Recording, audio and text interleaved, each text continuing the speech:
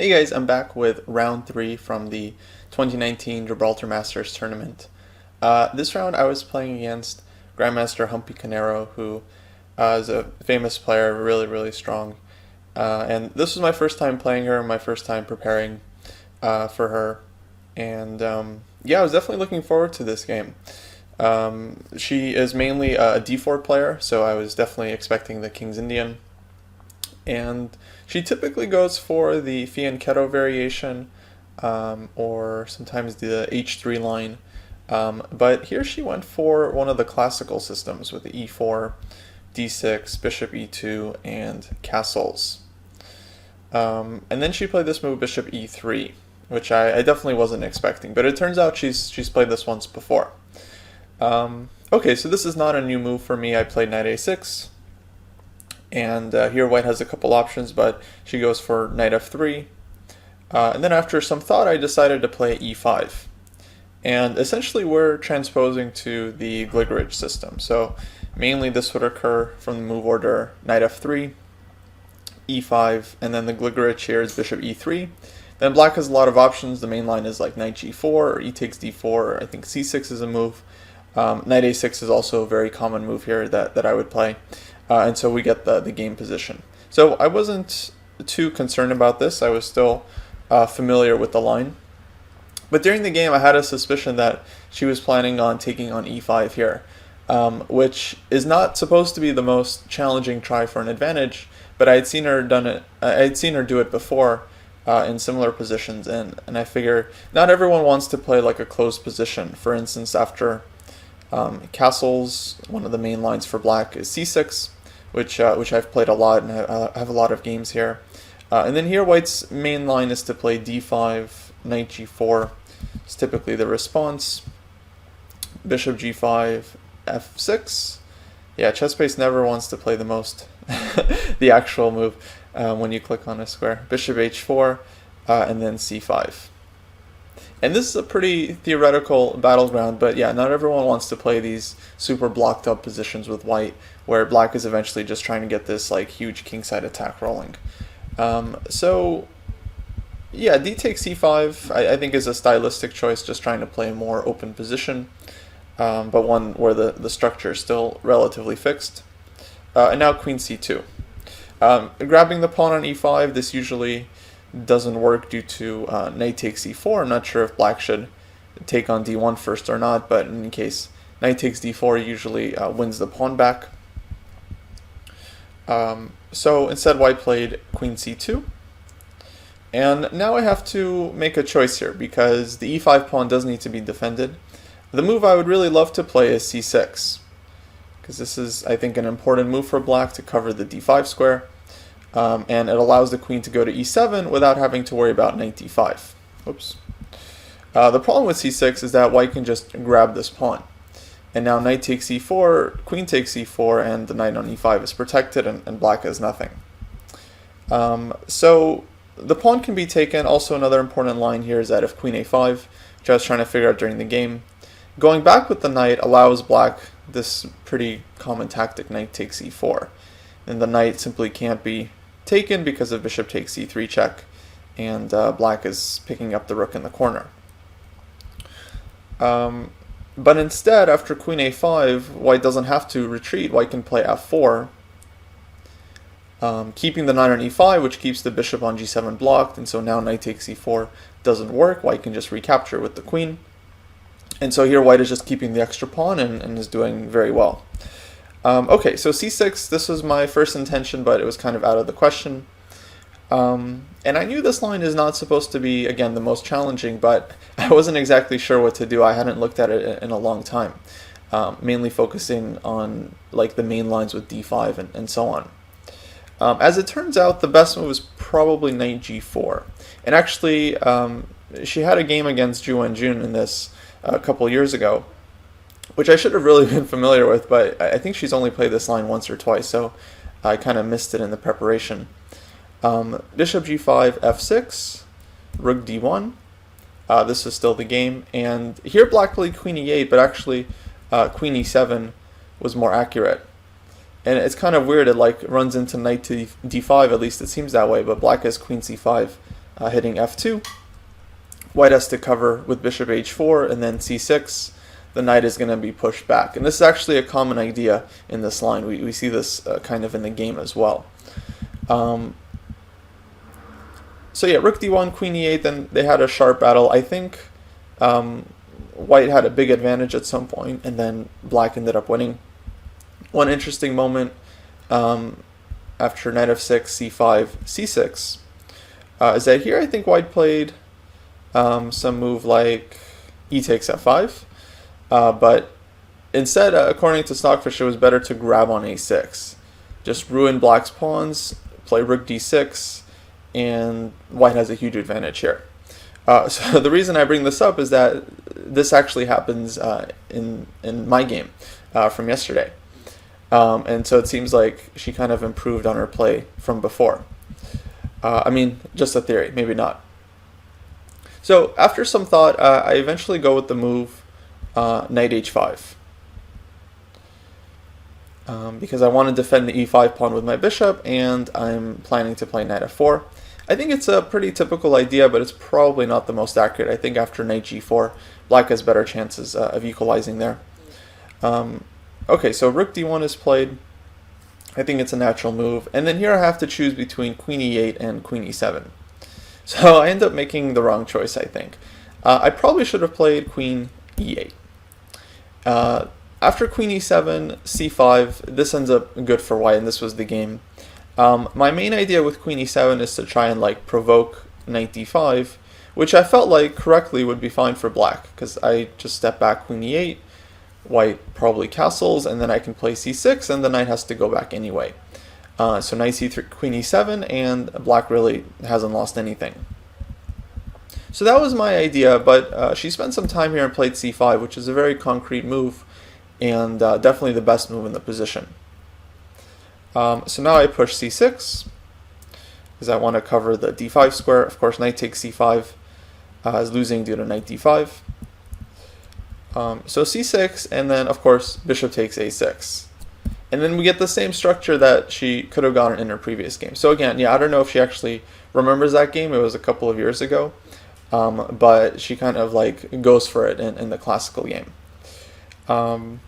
Yeah, so this position ends up being quite good for white. I mean, on the surface, this overall game, it seems pretty bad, but I think the main mistake was just really misevaluating this position.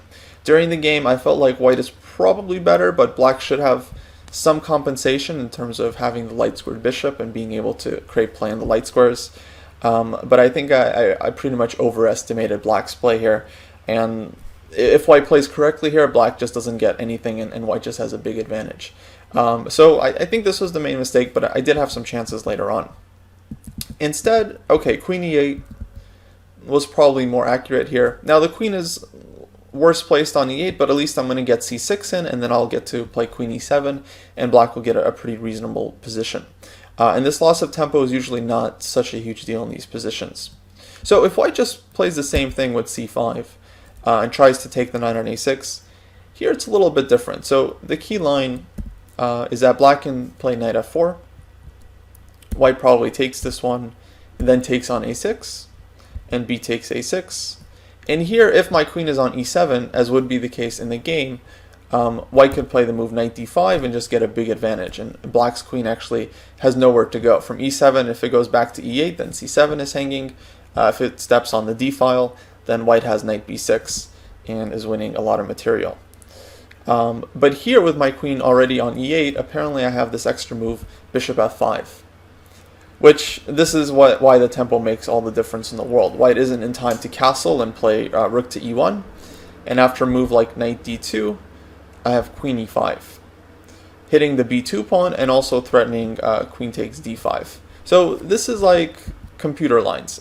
You know, like during the game, I definitely can't be expected to find all this. And if you do have to find all this just to equalize in the opening, it means that the opening is like very risky and difficult to play. So I mean, I think the real error was just like not preparing the position enough, because I really didn't know what I was doing here, and when you have to like figure things out on your own on like move 8 or 9 in a position, it's usually not a great recipe for success. But okay, so queen e7, c5, c6, white takes on a6, and I'm not really too upset about losing this game because I just feel like it was a good lesson. Like during the game I thought this position was playable, and now I know it's not very playable at all, and white has a lot of ways to get a huge advantage here. But nevertheless, the way it transpires I think is quite interesting. Okay, so I play knight f4, I'm hitting the g2 pawn, white castles, and now I mean I could defend the c6 pawn with a move like bishop to d7, but I felt like this was not really in the spirit of the position. And white has a big advantage here, not just because my queenside structure is so weak, but also just white has a nice grip on the position. My dark square bishop is kind of passive, and yeah, white is just very much in control here. So I looked for more active options. Eventually I settled on the move rook to b8. And I was trying to definitely set a trap here, although it's interesting that the trap doesn't even work. So if white takes on c6, then the idea was to play knight takes g2, this kind of nice shot. And then if king takes g2, queen d7. So I hit the rook, and I also threaten queen g4 check, which not only wins back the piece, but is also a mate threat, because once the queen shows up on f3, the bishop comes to h3, and white is just getting mated. So of course I was dreaming about this line, knowing that it was likely never going to happen. But in any case, after rook takes c6, knight takes g2, I didn't think white has any good options here, because if rook d6, then I can take on e3, and this position for sure must be at least okay for black. But it turns out white has a very nice refutation.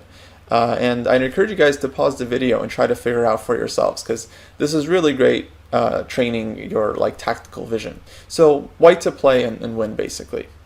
Okay, so the refuting move is rook takes c8, which I definitely missed during the game, and yeah, I don't know if she calculated this far and missed it as well, or if she just didn't want to go into the line whatsoever. But yeah, rook takes c8 is a knockout. So if I take the rook, then white can take on g2 and is going to be perfectly safe. So during the game, or at least, it seems like knight takes e3 is going to be the response, but white takes on f8 with a check, and the fact that I'm hitting the queen is irrelevant. So queen takes fe3, and white's just up a piece. So yeah, this didn't work. So had she played rook takes e6, I probably would have gone into a think here and tried to figure out what's going on. I'm not sure if I probably would have sputtered it and realized that I can't go for this line. But in any case, she ends up playing bishop takes f4, which I think is quite reasonable, just eliminating this first knight and then grabbing the c6 pawn this way. And I definitely realized, I'm going to have to play down a couple pawns here, because I felt like the only way to play the position was to try and play it as actively as possible and try to pose problems. And I think I did an okay job of this. I did end up creating some chances, but yeah, objectively the position is quite bad for black. So originally here my idea was to play queen b7 and to take the b2 pawn.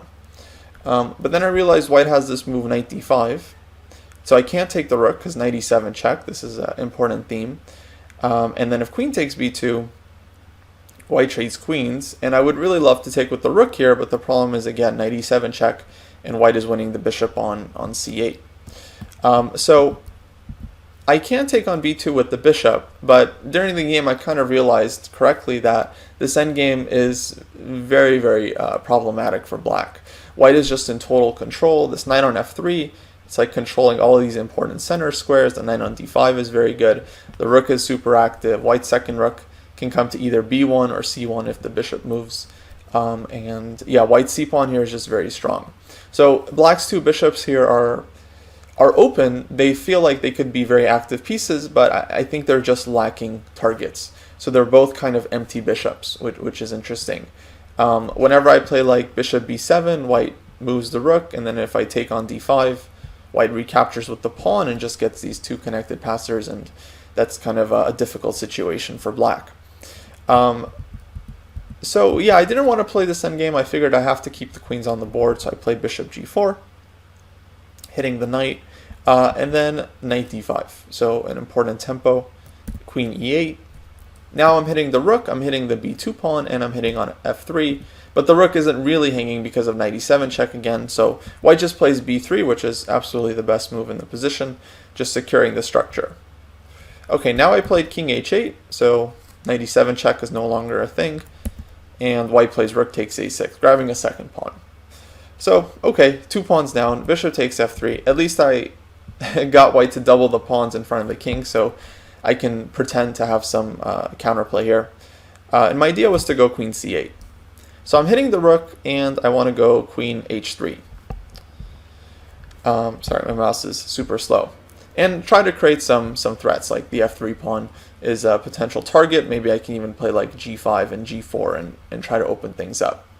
Objectively, black's really not in time. Stockfish shows like a number of different ways for white to win here. But during the game, it's still tough, and white has to figure out what to do. I was actually expecting her to just grab the third pawn, because objectively, after queen h3, queen d3, black really doesn't have enough here. The f4 pawn is hanging, and then after g5, white has this like pretty simple plan of just playing like king h1, rook g1, and everything is basically guarded against. The g pawn is hanging, and if I play rook g8, my f7 pawn is hanging. So, I mean, black just doesn't really get enough here. I think white is very safe. Okay, instead white plays rook a4. And I think this is definitely not the best move in the position, but white keeps a pretty serious advantage nevertheless. Queen h3.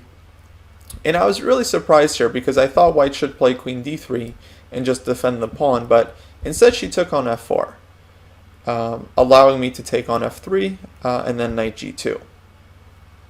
So now I just felt like I had some second chances here, because I'm still 2 pawns down, of course, but the position has opened up, and white's knight, instead of being super active on d5, is now passive on g2.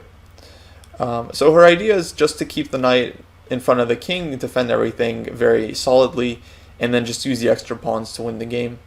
But I think I definitely had at least a couple more chances here, although, to be honest, the position is still lost. So rook c8, c6, f5. I figure, okay, I have to try and open things up again, try to get my rook to f5 and then g5, and that seems like a pretty decent idea. But white plays rook e1.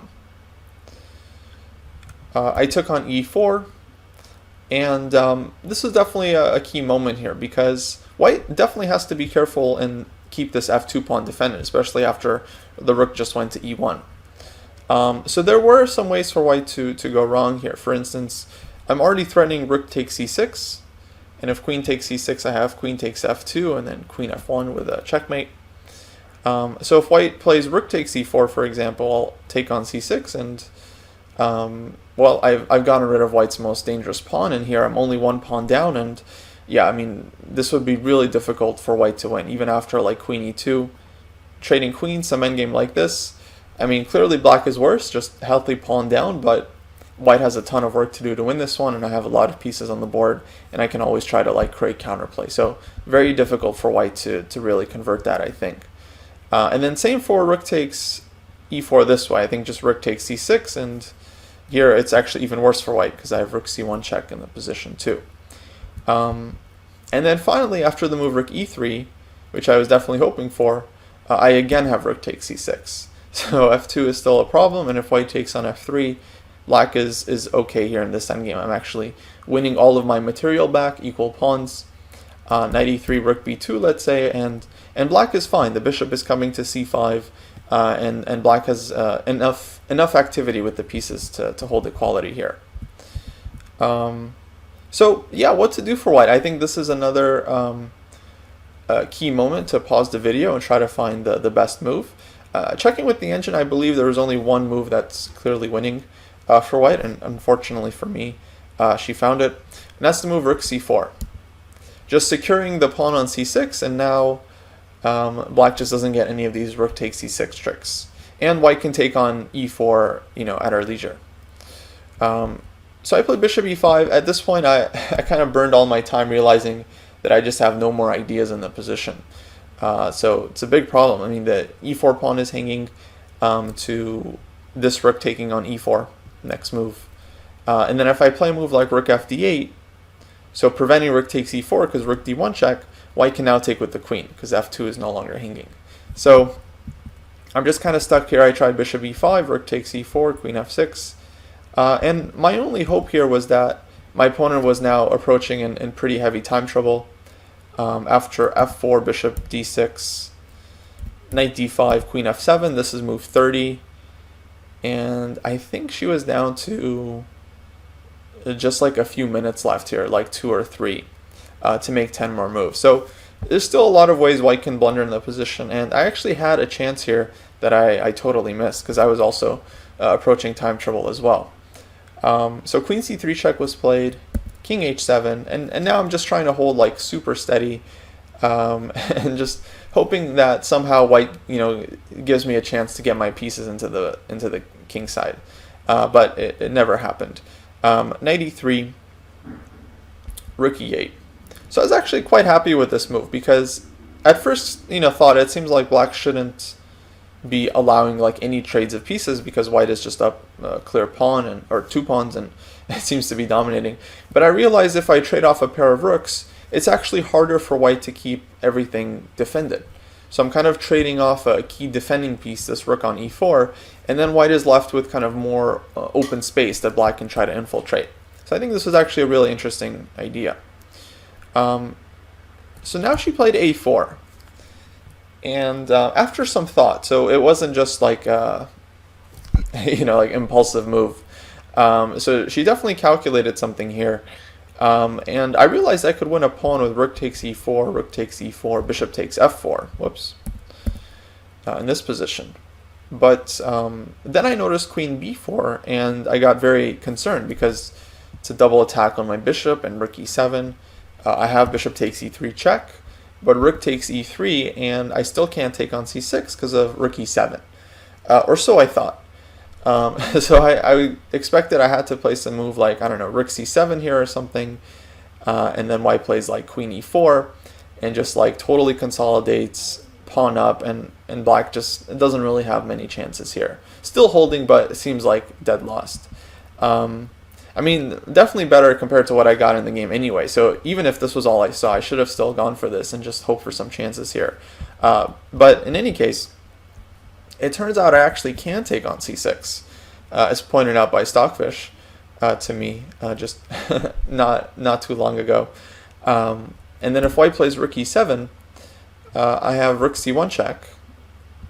And so the king can't cross the f-file because of the queen, so I'm just trying to give perpetual. King g3, I can play rook c3 check, which is nice because it takes, I take the rook on e7. And so after king h4, it seems like actually game over because rook c4 check, white can just take with the pawn. So my queen has always been pinned. I've never been able to do anything with my queen. g5 doesn't seem to do anything because king takes g5, rook c5 check, white just takes.